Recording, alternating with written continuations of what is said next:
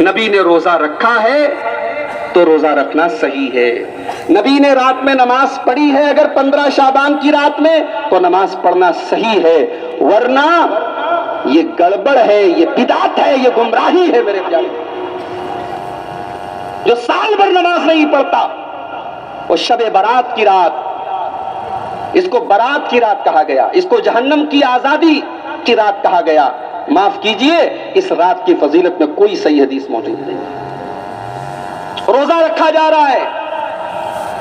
अल्लाह के प्यारे नबी शाबान के महीने में रोजा रखते थे, मगर 15 शाबान को खास तौर से रोजा रखना आपसे साबित नहीं है मेरे प्यारे भाई। और आजकल तो एक नया ट्रेंड और चला है, जैसे ही शाबान का महीना आया, 15 शाबान आने वाली है, व्हाट्सएप पर लोग माफी मांगने चले आते हैं कि भाई 15 शाबान को सारे बंदों के अमाल अल्लाह ताला के यहाँ पेश किए जाते हैं। अगर मुझसे कोई गलती हो गई हो, आपको मैंने बुरा भला कह दिया हो, आपको मैंने कुछ कह दिया हो, तो भाई साहब मुझे माफ कर दें। मेरे पास भी 2-4 लोगों के मैसेज आया, मैंने कहा पहले मेरे मोबाइल में रिचार्ज करो तब मैं माफ करूंगा। भाई 100, 200, 500 का रिचार्ज करो, उसके बाद माफी मांगो। क्या ये फ्री में माफी मांग रहे हो?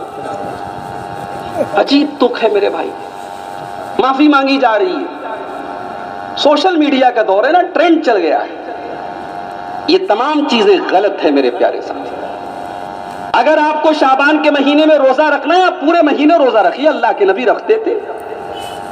बल्कि एक पॉइंट की बात आपको बताऊं, अल्लाह के नबी रमजान के अलावा अगर किसी महीने में सबसे ज्यादा रोजा रखते थे तो इसी शाबान में रखते थे। और अम्मा आयशा कहती है कि मैं अपने छूटे हुए रोजे इस महीने में पूरा करती थी, क्योंकि अल्लाह के नबी भी रोजा रखते थे तो मुझे भी आसानी होती थी, मैं भी रोजा रखती थी। तो औरतों के अगर छूटे हुए रोजे हों तो अगले रमजान के आने के पहले पहले उनको रखना है, शाबान में रख लें। और जाहिर है औरतों के छूटते ही रोजे तो वो पूरा कर लें इस महीने में। लेकिन हाँ, अगर आप नफिल रोजा रख रहे हैं इस महीने में तो 15 शाबान के बाद मत रखिए। अल्लाह के नबी ने मना भी किया है, क्योंकि 15 शाबान के बाद अगर आप रोजा रखेंगे तो हो सकता है रमजान का फर्ज रोजा रखने में आपको कमजोरी महसूस हो, आप उतना हक अदा न कर पाए। इसलिए इस महीने में आप रोजा रखिए, 15 के पहले पहले रखिए, जब आधा महीना हो जाए उसके बाद आप रोजा मत रखिए। तो ईमान पहली कंडीशन है अल्लाह ताला के अमल के कबूल होने की, और दूसरी कंडीशन है कि आपका अमल जनाब मोहम्मद रसूलुल्लाह के तरीके के मुताबिक होना चाहिए। ईमान के बगैर कुछ भी नहीं है मेरे भाई। आप यकीन माने, बड़ी अकीदत और बड़ी मोहब्बत के साथ हमारे गैर मुस्लिम भाई हमारे बनारस में आते हैं, आपके बिहार से, आपके झारखंड से, आपके बंगाल से, कर्नाटक से, तमिलनाडु से, केरला से, और बनारस की सड़कों पर पैदल चलते हैं वो, और बड़ी अकीदत से वो अपने इबादत खाने में जाके इबादत करते हैं। गाय को देख करके उसके आगे हाथ जोड़ते हैं। गंगा नदी के पास से जब ट्रेन गुजरती है, उस नदी में वो पैसा डालते हैं, उसके आगे हाथ जोड़ते हैं।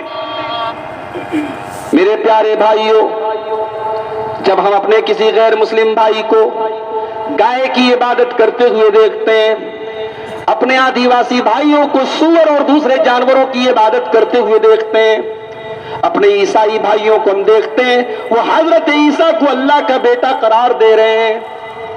हम जब बौद्ध मजहब के लोगों को देखते हैं कि वो गौतम बुद्ध की पूजा कर रहे हैं, जब हम जैन मजहब के लोगों को देखते हैं कि उनका जो संत होता है, उनका जो बुजुर्ग होता है, वो नंगे बदन होता है, उसके बदन पर एक कपड़ा भी नहीं होता, वो पब्लिक के सामने मादरजाद नंगा होकर के घूमता रहता है। मेरे प्यारे भाइयों, जब हम ये सारे के सारे मंजर देखते हैं तो बेख्तियार हमारे दिल से ये आवाज निकलती है, आय अल्लाह अल्हम्दुलिल्लाहिल्लज़ी हदाना लिहाज़ा वमा कुन्ना लिनहतदिया लौला अन हदानल्लाह। आय अल्लाह तेरा शुक्र है, तूने हमें मुसलमान बनाया, तूने हमें तौहीद वाला बनाया, तूने हमें इस्लाम पर चलने वाला बनाया, वरना हम भी किसी गाय के आगे हाथ जोड़ रहे होते, हम भी किसी जानवर की पूजा कर रहे होते, हम भी किसी पत्थर के बुत के आगे सजदा कर रहे होते। आय अल्लाह, अगर तूने ये मकाम हमें दिया है कि हमारी पेशानी अगर झुकती है तो तेरे आगे झुकती है, तो अल्लाह तेरा बहुत बड़ा करम है कि तूने हमें ईमान वाला बनाया है।